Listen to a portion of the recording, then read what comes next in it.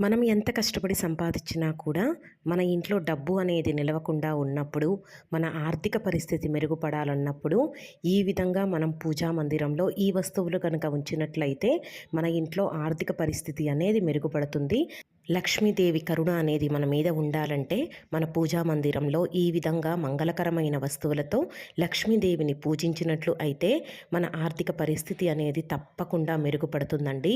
ఈ మంగళకరమైన వస్తువులు ఏమిటో ఒకసారి చూద్దాము. లక్ష్మీదేవికి ఎంతో ఇష్టమైన చిట్టి గాజులు, గోమతి చక్రాలు, గురువింద గింజలు, శ్రీలక్ష్మి ఫలము, అదేవిధంగా శంకు చక్రం అండి. వీటన్నింటినీ గనక మనం మన పూజా మందిరంలో ఉంచుకొని చక్కగా పూజ చేసుకోవాలండి.